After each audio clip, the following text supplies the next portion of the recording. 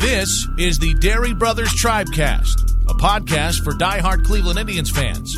Presented to you by waitingfornextyear.com. Now, here are the hosts, Matt and Todd Dery.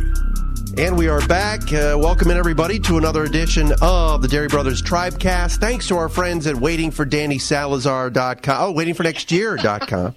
What's going on, Todd? We are back for another week talking Tribe baseball. A lot to discuss this week, and it's early. It's like Friday morning. It's still dark outside. What are we doing here? You know what we're doing? This is called dedication to our craft, son. Man. This is we got to get the we got to get the info out to the masses, and this was basically our only time to tape. You know, this is how dedicated I am. I don't speak to anybody at this hour. I don't like talking at this hour. Like I put your nephew, my son, on the bus. Very early. We barely speak in the morning. I don't function very well early. I'm not a morning person, but needless to say, I can talk Tribe with you. That's one thing I can do at this hour. So let's go. All right, let's do it. It is I think this is episode 4 or 5. What are we on? 4? Episode 4. Episode 4. Thanks to our friends at waitingfornextyear.com, and thanks to our friends, our first ever sponsor, Groove Ride. That's RYDE. And Todd will have more about that coming up in a little bit. But it is the podcast. Listen, the Tribe, they're now hitting all of a sudden in spring training. And obviously the games in Arizona sometimes can get a little bit out of hand. But we do have some news. So the outfield all of a sudden might not look so bad. We'll get into that. Also, Paul Dolan has spoken. Yes, Dolan's cheap. The famous hashtag around the city of Cleveland. Paul Dolan has spoken. He has made his way out to Arizona. Said some things we liked, and honestly, Todd said some things I thought were really stupid. We'll get into that coming up. Our deep dive for the week is Oscar Mercado, and why not? I mean, this kid has been on fire, and I don't know about you, Todd, but I think he is playing his way into a roster spot, but we'll see what Terry Francona has to say about that. We'll clap back, as the young kids would say, on Oscar Mercado. So some stuff on rule changes which could affect the Indians. I think a lot of it is absolute garbage, and some injuries. And we'll get into Buddy Boeheim and his resurgence at the ACC tournament. Also, Kansas continues to roll in the Big 12. No, I'm just kidding. All right, I was going to say no Dedrick Lawson, Todd. Come on. Who's the big guy? McCormack? Come on now. Big Dave looked fantastic last night, by the way. Yeah, let me ask you a question. Let's get serious here for a second. I mean, is there anything better than at the same time last night, Syracuse hoops on against Duke, Kansas playing Texas, and then you get a little passion, Bill Walton late night? I mean, I couldn't go to sleep. You know, we were in heaven last night. I had the 2 TVs set up working, had your Q's Duke game on one TV, KU and Texas on the other TV.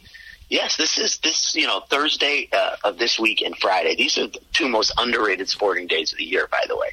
There's wall-to-wall college basketball from noon to midnight and beyond. I love it. I mean, I know most people aren't big college basketball people, but It's fantastic for me. No, and you and I live in 2 places where college basketball, unfortunately, takes a backseat to college football. So, there's that. But imagine what the people on Tobacco Road are doing tonight, and, imagine what people where you went to school are talking tonight, because all of a sudden Kansas looks like they could be playing Bruce Weber in the Big 12 finals on Saturday. So that's always very exciting. All right, the Indians are, I would say this. The starting pitching is not disappointed this spring. Shane Bieber again with a big outing against Colorado. Real surprise, Jason Kipnis is hurt again. But I don't even want to touch that. Let's start with Paul Dolan. The owner of the Indians has made his way out to Arizona and spoke with the media the other day. Todd, you've got the quotes in front of you. I've read this article like 4 or 5 times. I know he probably, he comes off as being a regular guy, but I know that probably could tick off some Tribe fans, don't you think? Here's where I have a problem. First of all, let's just put this out there. You and I both appreciate the Dolan family ownership about as much, if not more, than anybody. When you're talking, you're in a city with Fan Gilbert and Jailbird Jimmy Haslam running the other 2 teams, and you've seen constant turnover in the front offices and the coaching staffs, and then you go and you look at the Dolans and you see the stability and the fact that they've basically been with Shapiro and Antonetti and that tree throughout their ownership, which has now reached 20 seasons, which is really hard to believe. There's definitely something there to admire, and I love it, okay? With that said, I don't need this I'm a man of the people routine that he likes to pull. I can't even believe that. Let's just go back to, and read it. Yeah, read it for the. Hold on, let me read it for the people Anthony that. Castrovince piece. Yeah, the open to the Anthony Castrovince piece. Okay, this is what it says. Goodyear, Arizona. Phillies owner John Middleton flew his private jet back and forth from Las Vegas as part of discussions that resulted in a $330 million pact with Bryce Harper. Indians owner Paul Dolan flew to spring training on Southwest Airlines, and he was in Group C. Oh, boy. Okay. Oh, boy. Here we go. Woo. Well, first of all, I can also tell you that I think it was either last year or the year before, I was flying back from Los Angeles on United, and as I was walking to my seat in coach, who else was sitting in coach perched up against the window? Paul Dolan. And I believe the first thing I did was text you and said, well, if I die on this flight, no one's going to know it because Paul Dolan's on this flight. But even more ridiculous is the fact that he's not in first class. Listen, I understand that, the team is not his and his family's biggest moneymaker. They basically use it as, they were fans, and, he said many, many times, and even in this piece, he basically says, we lose money almost, the quote was, the reality is we lose money almost every year, and we've lost a lot the last few years. It's the nature of our business. We've owned this team for 20 years and never taken a penny out of it. On rare times where we make money, we invested in the team. So the fans don't want to hear that. That's exactly what I was going to say. I don't want to hear that. You know what I want to hear?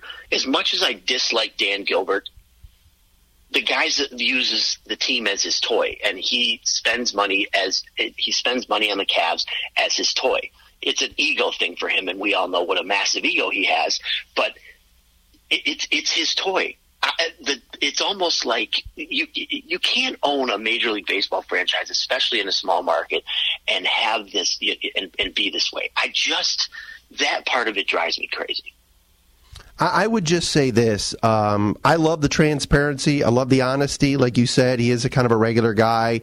But the fans, for some odd reason, in Cleveland do not come to his ballpark, do not flock to the ballpark unless the team is like really, really good.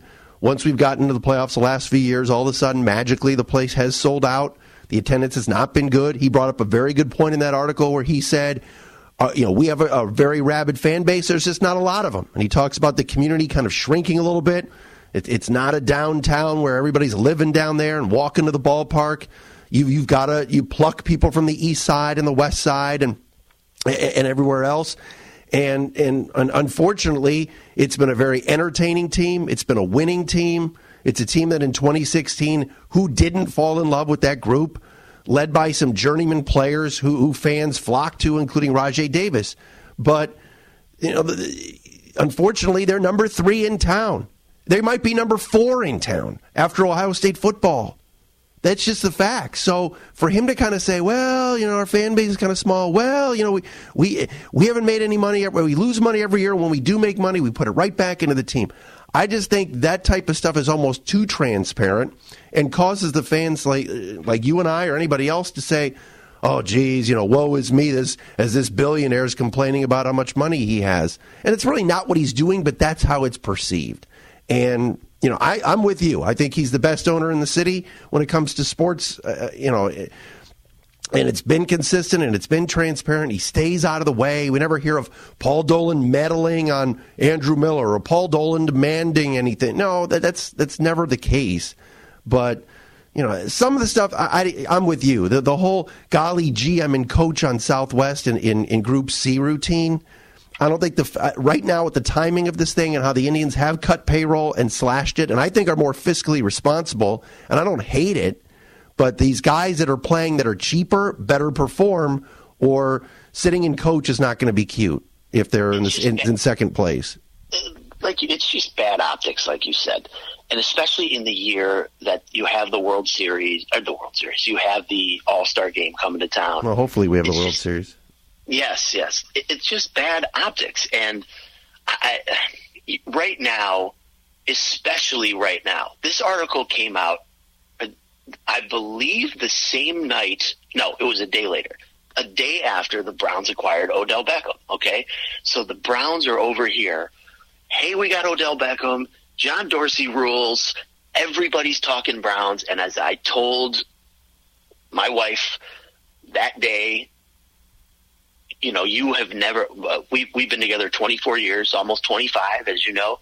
She's never been in Cleveland or with me when the Browns were good. I said, you thought it was crazy when the Cavs won the championship or when the Indians were in the World Series. I said, you have no idea what this is going to be like. Oh, yeah. So all of that's going on, and the Browns hype train is great, and it's almost like I feel like this was slid in there right around this time because it also, by the way, it was tweeted out at that night at about 9:30 at night, this article. So these quotes have kind of been buried.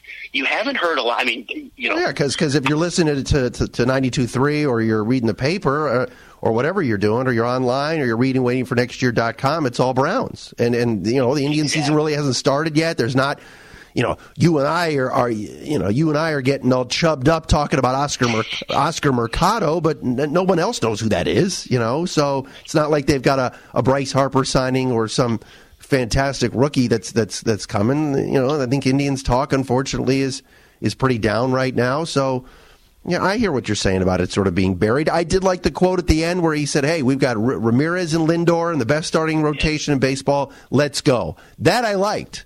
I like that, and he's right. And this rotation, the way it's been performing already in the spring, Bieber yesterday with 8 Ks and 5 innings. I mean, this thing has the makings of being pretty damn special, and you've got to win with starting pitching. But, yeah, the every man owning the team routine, like you said, I don't think that this fan base doesn't want to hear it. They don't.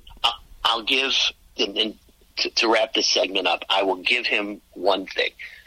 When the Indians were not great, he always made the quotes that when we get competitive, we will add payroll. They did do that. They did add. They built it up the last few years, and obviously they had to break it down, and it wasn't sustainable, and I get it. Okay, they weren't going to bring back everybody. I do understand that. And I do believe that, again, if the situation comes up again, come trade deadline time, which will now be July, only in July, they will make a trade to add another piece, just like they have with Andrew Miller in 16, with Jay Bruce, and with Josh Donaldson. So I do believe that will end up happening. I agree with you. And look, Paul Dolan should be commended for the things that he's done. And he's, for some odd reason, disliked heavily in that city. And like I said, the hashtag of Dolan's cheap, we made fun of it earlier, but it's there. And I don't know why people don't go to the games. I don't, the diehards are there. You're there. I'm there when I can be. I'm there when I can be, but it's, I just don't get it. It's a beautiful ballpark. They've redone it. The team's fun. I'd pay money you pay money. I'd pay money to see Lindor and Ramirez, like he said. And I understand that maybe there's some players that fans haven't heard of. And some of the casual fans are worried that we're going back to DeLucci and Michaels again. But this is a very good baseball team still. And they're still very competitive. The window is not closed. I understand the game is flawed. And, Yankees and Red Sox, dude. I mean, they're chock full of stars and they have all this salary. The sport's broken. It is. But still, in the summertime, when it's beautiful out and this team's playing pretty well, what else are you doing sports-wise? And I would seriously hope that, I know there's some Cavs season ticket holders probably listening to this podcast right now. Why are you renewing next year if you are? I understand renewing last year because you didn't know LeBron was leaving. What are you going back to see next year? I mean, unless Zion somehow shows up. But I'm not so sure he's not going to be ticketed for the Lakers, and there's going to be some sort of, or the Knicks, and there's going to be some sort of frozen ping pong ball or envelope again. But that's neither here nor there. This is waitingfornextyear.com's presentation of the Dery Brothers Tribecast, edition 4, Matt and Todd Dery talking Indians baseball. All right, Todd.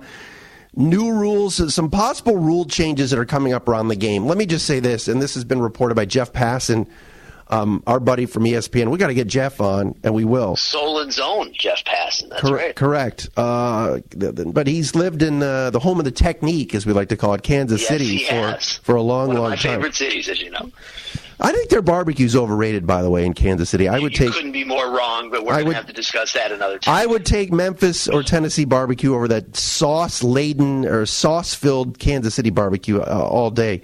But these rule changes, this 3-batter minimum for relief pitchers, what are they doing? What is going on with Major League Baseball? They want to speed up the game. I get that, but these rules that keep getting put in, and they got a shot clock or a timer for a pitch clock in spring training. It's up to the biggest issue with this game is the umpires not enforcing the current rules. That to me is the issue. But what do you think? What are you seeing? I believe that the major problem is, as we know, is trying to capture the young fan.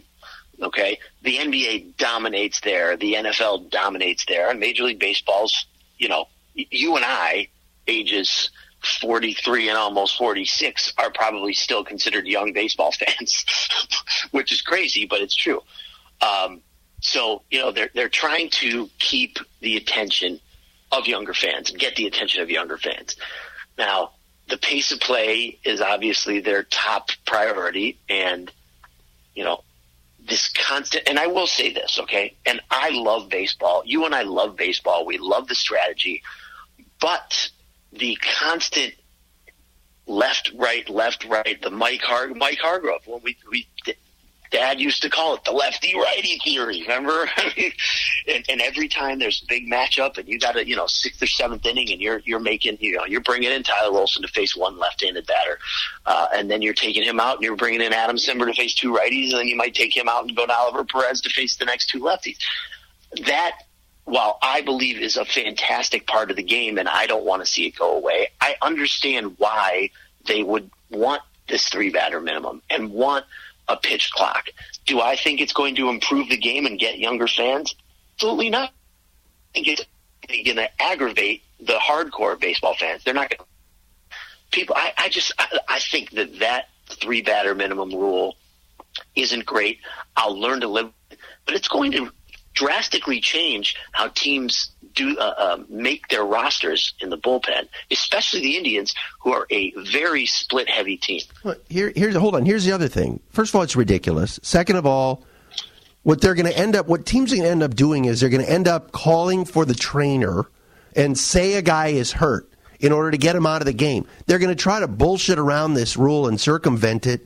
And then we're going to go into, is he really hurt? Is he not hurt? Are they going to fine a team or suspend a team for faking an injury? Because, quite honestly, if you're Tito, you're right. And you're bringing in Tyler Olson to face one lefty, and now the new rule is he has to face 2 other hitters after that.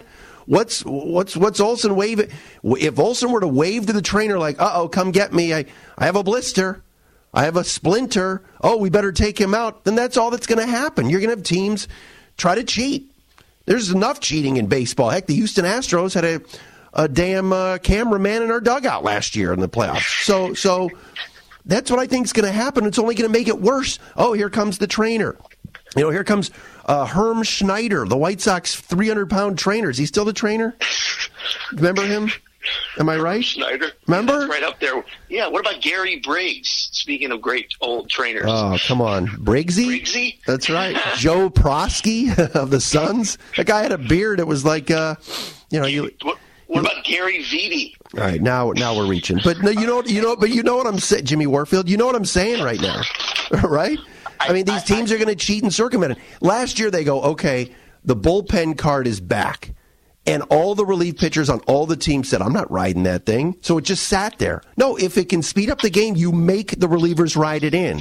And that will, you got some relief pitchers that slow stroll their way from the bullpen in, and it takes forever for them to walk out there. Put them in the damn cart and make them ride in there. I know it looks kind of lame, but You do it. If you install some rules, then they have to follow them. If you have an idea of let's speed it up by putting the bullpen cart, make the players go. And if they don't want to do it, then you fine and suspend them. Same goes for the umpires. These guys are supposed to enforce it. If a guy steps out of the box and is messing with his junk and is messing with his batting gloves, and get him in the box. Let the pitcher throw the next pitch, and if he's not ready, tough. To me, the bottom line is they want to get younger fans. How about marketing the players? The best player in baseball, no one knows who he is. Mike Trout could walk down Woodward here in Detroit, where I live, Euclid and Cleveland. No one knows who he is. And that's a big problem. But everybody knows who Paul George is, right? I mean, I'm not even saying that's an equivalent type of thing. The NBA. I hear you. I totally agree, and it's a serious problem. And the NBA is, built on stars, and the NFL is built on stars too. But what's interesting is everybody knows Odell Beckham Jr., right? Everybody knows the big quarterbacks. Drew Brees, Tom Brady, all these guys, right? They wear helmets, and you know them. But like you said, Mike Trout could walk down the street and completely be not bothered. Like if Mike Trout came to Cleveland and in the middle of the summer and he walked around 4th Street and had some drinks on a night the Indians weren't playing, right? I don't think anybody would bother him. And that's a real problem. As for the other rule changes, I like this, I like the fact, well, it's more of, what I didn't like, by the way, was that I didn't see universal DH in there. Because as you and I both know, I think you agree with me on this. I think the strategy of the pitchers having to bat in the National League is the all-time stupidest thing, and I can't understand why everybody gives the old it's the real right. It's real baseball over there. It's I know real strategy. So it's really great when you start a rally and you get two. It's the 7th inning or the whatever inning it is, and you got 2 guys on, and guess what? The pitcher's coming up. So now you might have to lift your starting pitch. It's just the whole thing is ridiculously stupid. But the National League game is faster because the outs come quicker. When a guy like Verlander or whomever, a lot of these AL guys who've moved over to the NL and can't hit, step into the box. Our best hitting pitcher's no longer around, Josh Tomlin, but whatever. Guys get in there, and Corey Kluber doesn't want to take swings and run to first base, so he'll try to get out as fast as possible. That does, I guess, speed up the game, but. I think the Players Association, they want the DH. Of course, it's more jobs for their guys. They're also going to now add the 26 players, the 26th player, and then they're going to have a minimum of, I believe, they're going to set a minimum of how many pitchers you can have. So, or a maximum, should I say, of how many pitchers you can have. But the universal DH, they should bring it. I don't know why they don't. It drives me nuts when the Indians have to play interleague play, and our guys, our starting pitchers who haven't swung a bat in a year, have to go out there and potentially, jack themselves up. I think it's absolutely ridiculous. Matt and Todd Dery, ladies and gentlemen. It is edition number 4 of the Tribe, the Dery Brothers Tribecast, podcast brought to you by our friends at waitingfornextyear.com. You can get us just about anywhere, iTunes, Apple Podcasts, Google Podcasts, and, of course, on the website as well. Todd, you want to tell us about Groove Ride? What's going on this week at Groove Ride? Yeah, our friends over at Groove Ride, my guy Zosimo, he's the greatest. It's more than just a gym. It's a real community, 3 locations. You got downtown, where basically now it is all boxing. They're doing a fantastic job over there. Now you got the newest one in Shaker at the shops at Van Aken. And then you have my spot, Woodmere, East Side, Chagrin Boulevard. We have a special that's going to be starting on March 20th, which is a 10-pack of classes. And they are good for any of the locations for $110, limit 2. That's a really good deal. So if I were you, I would jump in, tell them I sent you. It's a fantastic place. We love it. Great people, real big Tribe fans, supporter of the podcast. Can't go wrong with them. Check them out, grooveride.com. That's grooveride with a Y.com. All right. We thank him for being a part of our situation here at Waiting for Next Year on the Dery Brothers Tribecast. I'll be honest, my brother looks great. He's in great shape, and thanks to the folks at Groove Ride, that is for sure. Let's talk about my diet for a second. No, I'm just kidding. Let's talk about that. No, let's not. What are you going to eat at the ballpark this summer with me? I can still eat. It's all about portion control. This is the first time I've dieted in my whole life. I don't know what I'm doing, but so no Barrio nachos. No, I will, but that means I can't. I've been doing this intermittent fasting, and it's working. I've dropped 16 pounds, and it's kind of taught me that all right, I can control what I'm eating. If I go to if I go out and have a glass of wine or something somewhere, and they got the trail mix or whatever it is, or the pub mix, I used to just crush it at all times and eat way too much of it. Now it's like, all right, and now you're Dewey Oxburger, lean, mean, fighting machine. That's right. I mean, it's like, hey, maybe a little bit of that mix, but then I'm done. I put it away, so it's all good. Although I did have some Girl Scout cookies at about 1 a.m. last night. All right, so you know who's thin, by the way? Who's that? Oscar Mercado. Oh, he can play. How about that? A deep dive with Oscar Mercado. Let's do it. Obviously acquired last year from the St. Louis Cardinals as kind of an under-the-radar maneuver and immediately sent to the minor leagues. This switch-hitting outfielder has had a tremendous spring, Todd, and hitting over 400 or at 400, I think, after yesterday, and making waves. And we know about Daniel Johnson and how well he's played coming over from the Nationals and the Yan Gomes deal, but he's probably a year away, and I don't think that's somebody that's he hasn't played above Double-A, and Francona has made that clear a bunch of times, including yesterday after his Thursday afternoon grand slam off of a lefty, Jake McGee. But let's talk Mercado. This team has always been, it kind of feels like, has always been kind of, overly balanced on the left side, kind of similar to the Tigers in their division that are all right-handed hitting. And you get a guy like this that has the capability of hitting from both sides of the plate. Is he winning a job? Could he overtake Naquin and play right away, or are they committed to Baquin? What do you think? Here's what I think. I think that they're 100% committed to Naquin, and as much as we want Oscar Mercado to start the season with this team, it's not going to happen because that's just not how they operate. With that said, the guy is, he's right-handed only, by the way. Right-handed hitting. Oh, I thought he was a switch hitter. That's my fault. No, right-handed only. But think about how many left-handed outfielders the Indians have, okay? This guy came up. Nobody was really talking about him. When they acquired him last year from the Cardinals, first of all, I really wanted Tommy Pham from the Cardinals, which would have been a home run, and he'd be in the outfield today, but that's neither here nor there. They ended up getting Mercado. It was totally under the radar. He went down to Triple-A quietly, did, so-so results, but he came to play this spring. If you look, by the way, he's leading the team with in hitting. He's got 14 hits, over an 1,100 OPS this spring. Great speed, good defense. He's hit 3 bombs, which is a total bonus because he's not known as a guy he's more of a line drive guy. But I mean, last spring, my motto was ABM, anyone but Martinez. Okay, I'm talking Michael Martinez when he was back and they were talking about having him on the roster. This spring motto is more Mercado, less Naquin.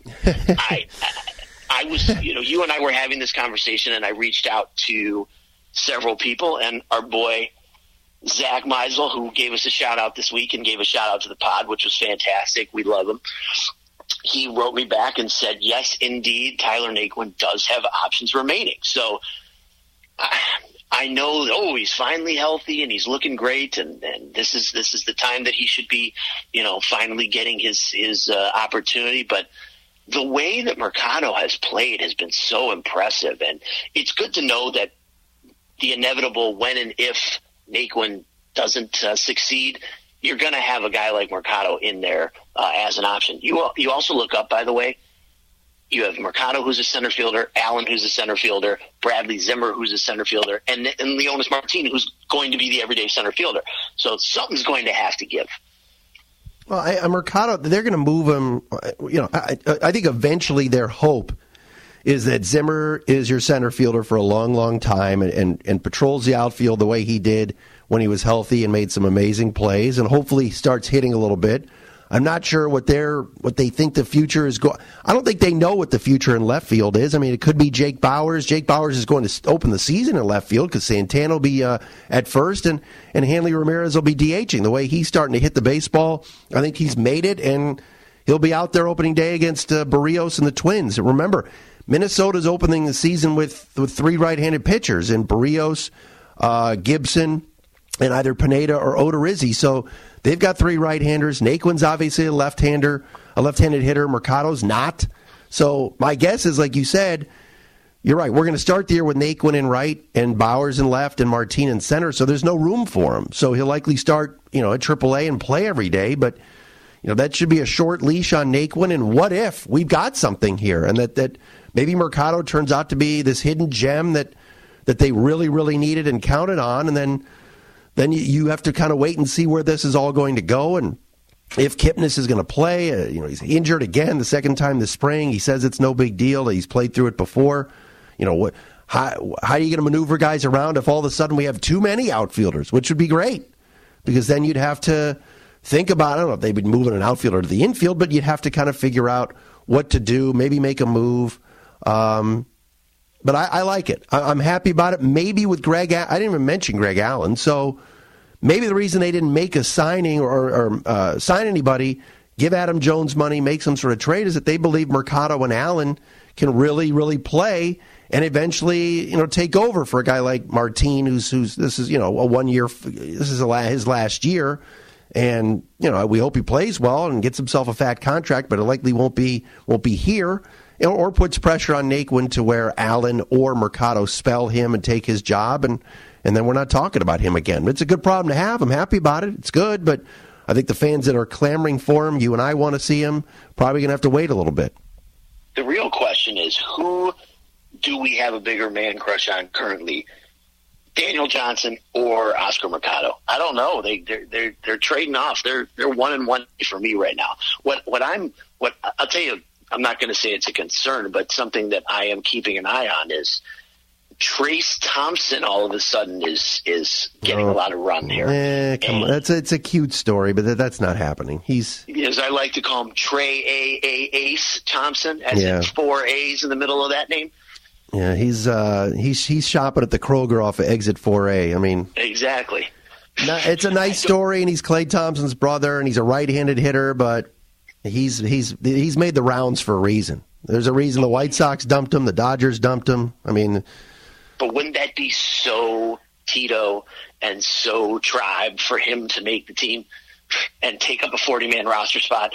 I hope that that's not going to be the case, but it wouldn't surprise me if all of a sudden they Luplow has not hit well this spring, and they sent him to AAA, and they decided to keep Mercado down in AAA and put Daniel Johnson down, and then you're going to, you'll have an outfield in Columbus. That's for sure. Yeah. At least at the start of the year. I don't know if that's going to happen, but as you said, and we talked about this in the last pod, unless Hanley Ramirez, falls off a cliff, I believe he's going to make the team at DH, which makes Jake Bauers your left fielder, which then gives you more options in the outfield, and you can really move guys around. And I believe Greg Allen still, whether he starts opening day or not, is still going to play 4 times a week at least, and he should. He's been great this spring. It's his time, and there's no reason not to. All these, if most of these guys are the same. I mean, again, I'd like to see more Greg Allen and less Naquin, but I'd like to see anybody over Naquin. Well, and again, I don't want to take Jake Bauers as bad out of the lineup late in games if, in fact, he's hitting and is going to contribute and be the guy that the Tampa Bay Rays fans thought he was going to be last year, maybe even the year before, and that they were excited about seeing. And he had a 5 RBI day the other day, but late in games, we know what Tito likes to do. Heck, he did it in Game 7. A couple years ago, unfortunately, and that is put the defensive replacement out there. So Allen will be out there almost every day, I would think, even if it's just a defensive replacement or a pinch runner late in the game for Bauers or Santana or whomever. So, it's a good problem to have. I like the fact that these guys are competing. the Daniel Johnson pickup for Jan Gomes, at least in the spring now, looks good. He could be terrible in Columbus. Who knows? But, boy, is he hitting, and he's hitting left-handers. So it's a nice problem to have. All right, Todd, let's continue with this bullpen issue. I don't know how big of an issue it is, but Tyler Clippard got hurt this week. He's going to be out a little while. You see on Twitter, Tyler Clippard is waving to the trainers and grabbing his arm or grabbing his elbow, and that's never good. But it was his shoulder, but yes. Well, grabbing his shoulder, right, and it turned out to be, what did they say, a hip injury? Muscle. Pec, yes. Yeah. So I would expect him to start the year on the injured list. What are they calling it now? They're not even calling it the DL anymore. Yeah, I saw that the other day on Twitter that someone referred to it as the injured list, and I said, that's what it is. It's the DL. No, the DL our entire lives. No, the injured list. And again, another stupid Major League Baseball thing where they change the name again. I do like the 10-day though, and I like the way the Indians and other teams for that matter can manipulate it. But that's another story for another day. As for Clippard, I think they had big plans for him. I do. So it wouldn't, like you said, it wouldn't surprise me if he started on the DL, and I think that, or the injured list, and I think that this gives the one open spot is going to be taken by John Edwards, your boy, and I think he has looked fantastic this spring and should make the team. I mean, I understand it's a numbers crunch in certain points, and a lot of these guys do not have, the guys like an Alex Wilson, for example, doesn't have an option left, and Clippard doesn't have an option left. But and we talked about Otero last week, but I think it'll be Edwards that gets that job, and it's going to be very interesting to see early in the season where Tito goes in terms of when the Indians have a lead late and who he goes with. I think we know, obviously, that Hand's closing. I think we're counting on the fact that Simber's going to find the same role he had in San Diego as the key right-on-right guy. And I think that we know that Oliver Perez is going to be counted on as well. But it's, when we've talked about over the last few years and we've been able to see it's been the same kind of formula where you've had, when everybody's healthy, Cody, Allen and at closing, and then you had Andrew Miller, obviously, and even talking Joe Smith, Brian Shaw. This is going to be a little more mix and match than we've seen in years past. Oh, I don't think there's any. Look, for the opening day, in 30-degree weather in Minnesota in a 2-1 game, because it's going to be. No one's going to hit in the first few weeks. I hope our listeners are ready for this. Like, Kipnis sucks. What's wrong with Santana? No one's going to hit. It's going to be freezing. And the Twins aren't going to hit either against our pitchers. So it's stupid to even start. We could do this next week, but starting the season March 28th or whatever it is. I mean, I'm excited about it. I know you are, but this is so dumb. But in a 2-1 game on opening day, who's pitching the 8th inning? I don't know. I don't think anybody knows. We know Hand's pitching the 9th, but who's pitching the 8th? Hopefully it gets to Hand. We don't know. And you can't be pushing Kluber on opening day to 110 pitches. I would at least hope not. So I don't think they're going to be pushing Kluber to 110 pitches. I think as much as we've seen in years past, I think that we've talked about this before, but he's been so burnt and overused that they've been managing him more this spring, and I think you will see more of the same. Come especially in April and May. I think they have to really take a look at that. The only guy that you can really, I'm not going to say blow out, but not worry about that and go deeper is Bauer, because he's got a robot arm and he can do whatever he can. But I think you're going to see a lot more of, instead of Kluber going 7-8 innings, I think you're going to see more 5 2/3, 6 2/3 kind of starts from him, especially the first 2 months of the year. All right, and one other injury note: Tristan McKenzie, of course, was the Indians' first-round pick a few years back, is hurt again. Not a good sign. He's so frail. Obviously a tall kid, and throws so hard. And I don't think there's any way the Indians are ever going to move him unless this becomes a real problem. His name has come up in trade talks before, and the Indians have always said he's not going anywhere. Kind of the future T-Mac, but Todd, he's shelved again with another injury. I would be more concerned about it if I thought the Indians were going to have to use him at some point this year. But the fact that your 5 starters are basically your 6 starters when you throw Plutko in there. You're not going to have to worry about using him, and they should, take this baby steps and, make sure that he's all right and not rush him back. I have no problem with that.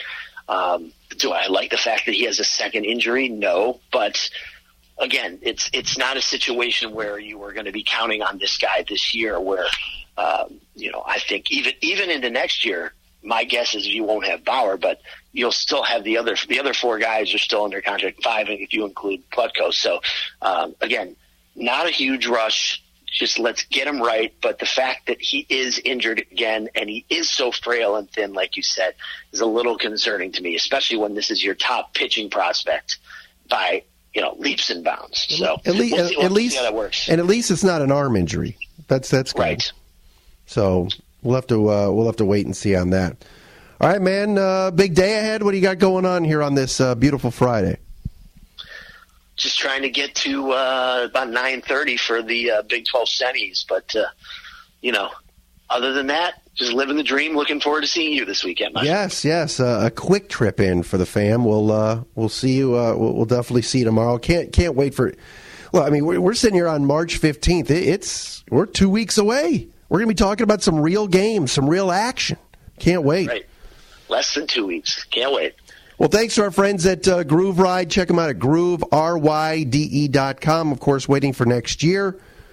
All right, Todd, we'll do it again next week. Sounds good, brother.